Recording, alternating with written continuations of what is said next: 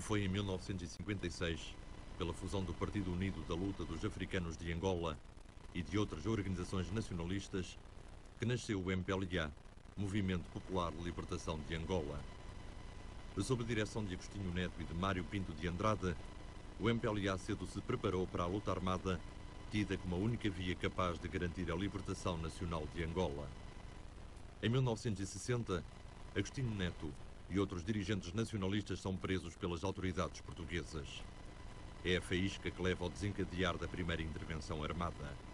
Esta surgiria a 4 de fevereiro de 1961, com o assalto em Luanda, à Casa da Reclusão Militar, à esquadra da Companhia Móvel da Polícia de Segurança Pública e à cadeia de São Paulo. É o desencadear de um conflito armado que se prolongaria por 14 anos e que contou com a participação de outras forças nacionalistas angolanas, a FNLA e a UNITA. Angola passaria a viver sob um clima de agitação militar, alastrando-se a luta de guerrilhas a quase todo o território. Mas o MPLA preocupava-se também com a sua imagem internacional. A maioria dos países africanos solidarizam-se com a sua luta. Apoios chegam-lhe também da China, União Soviética, Cuba, Jugoslávia e até indiretamente de alguns Estados ocidentais. Em 1964, o MPLA é reconhecido pelo Comitê de Libertação da Organização de Unidade Africana. Agostinho Neto reforça a sua imagem de primeiro plano dentro do movimento. Sendo acima de tudo um homem de letras, assume-se como dirigente político incontestável, ou melhor, como chefe capaz de isolar ou conciliar pequenos núcleos de oposição que indiscriminadamente se criam no seio do MPLA. Movimento que, ainda na clandestinidade, começa a estruturar uma política social e agrária nas restritas zonas libertadas.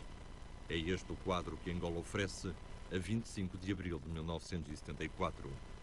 A país ensombrado com uma guerra que não deixa adivinhar vencidos nem vencedores, dividido segundo os princípios étnicos que aliam as populações a este ou àquele dirigente. Com o 25 de abril, é oficialmente anunciada a libertação das colónias portuguesas em África. A 5 de maio de 74, Costa Gomes apela de Lisboa aos movimentos angolanos para que cessem as hostilidades em prol de uma independência isenta de sangue. Mas Angola não conheceria ainda a paz. Os que então lutavam contra um inimigo comum passam a confrontar-se entre si pelo controle total do país.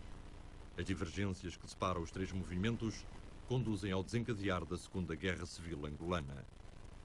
As iniciativas de paz encetadas por Portugal, desde os acordos de Alvor até o encontro Spínola-Mobutu nos Açores, são ultrapassadas pelo previsível e talvez inevitável curso dos acontecimentos. Foi um país devastado e na miséria que o MPLA conquistou a 11 de novembro de 1975 com a proclamação unilateral de independência.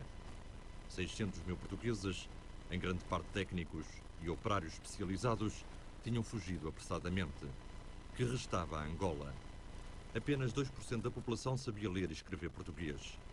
200 mil pessoas sofriam de tuberculose, 600 mil de malária, 200 mil eram leprosos. Em cada 1000 crianças, 300 morriam no primeiro ano de vida. Da população ativa, apenas um irrisório número estava em condições de responder pelas necessidades do país. Mas apesar da grandeza dos problemas, o governo não se deixa intimidar e inicia um ambicioso projeto de reconstrução. De Cuba e da Alemanha de Leste chegam apressadamente centenas de cooperantes.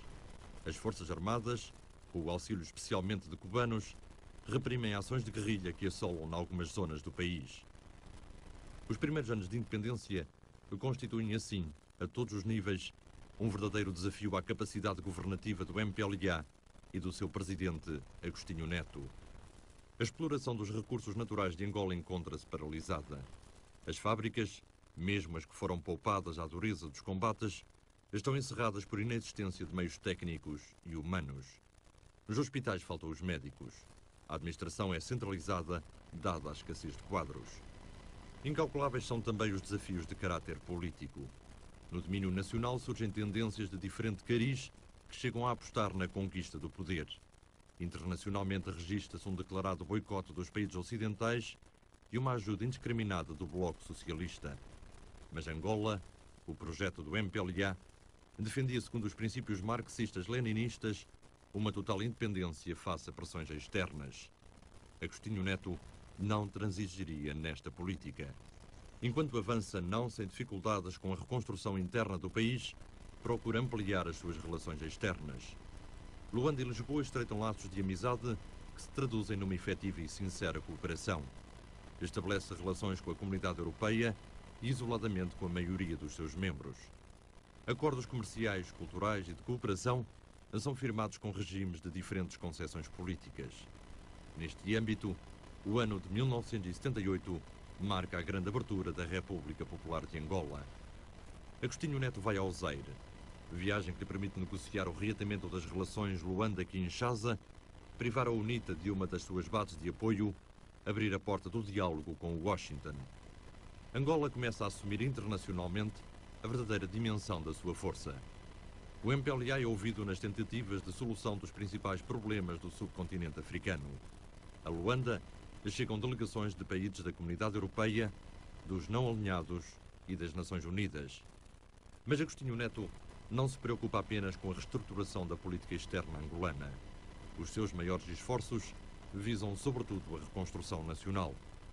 A transformação do MPLA em Partido do Trabalho marcou o arranque decisivo para um programa austero e ambicioso. Com ele, pretendia combater a sabotagem económica, criar estruturas para o desenvolvimento industrial e agrícola, garantir meios de alfabetização em todos os pontos do país. Mas a vida de Agostinho Neto, durante 23 anos primeiro dirigente do MPLA, ultrapassa os limites específicos da geografia política angolana. Neto soube, acima de tudo, ser um intelectual cuja obra ficará na história da cultura africana.